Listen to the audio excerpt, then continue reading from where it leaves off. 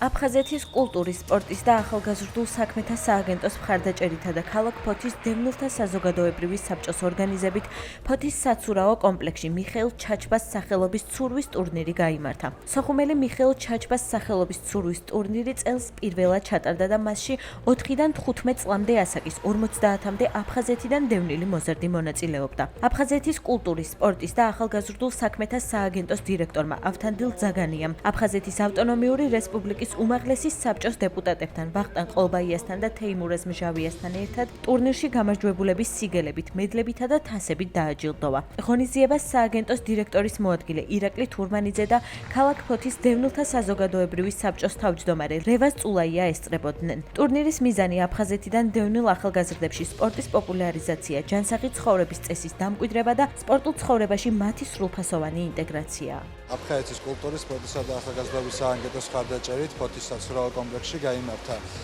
დასკვნითი ტურნირი ზურვაში, სხვადასხვა საკონკურსო კატეგორიაში, სადაც აფხაზეთიდან დევნილმა ახალგაზრდებმა 2 თვის განმავლობაში გაიარეს სწავლება. აღნიშნული ინიციატივა მიზნად ისახავს სპორტული ცხოვრების გამრავალფეროვნებას. სააგენტო ყოველთვის ხარს დაუჭერს მსგავსი ტიპის ღონისძიებებს. მადლობა ყველა იმ ადამიანს, რომელიც ჩართული იყო დღევანდელი დღის შექმნაში. ტურნირის საფუძველი დაედო 3 წლის უკან აფხაზეთის უმაღლეს საბჭოს თაოსნობით ცურვის გაკვეთილებით ჩავატარეთ ორთვიანი. წელს უკვე გაიზარდა ბავშვების რაოდენობაც და უკვე ტურნირამდე მივედით.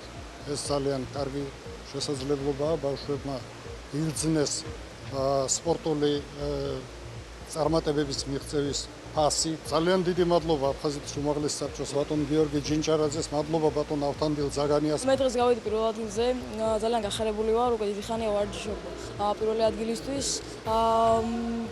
წარმატებებს უსურვებ ჩემ მეგობრებს და მინდა რომ კიდე ხშირად ჩატარდეს ასეთი ღონისძიებები.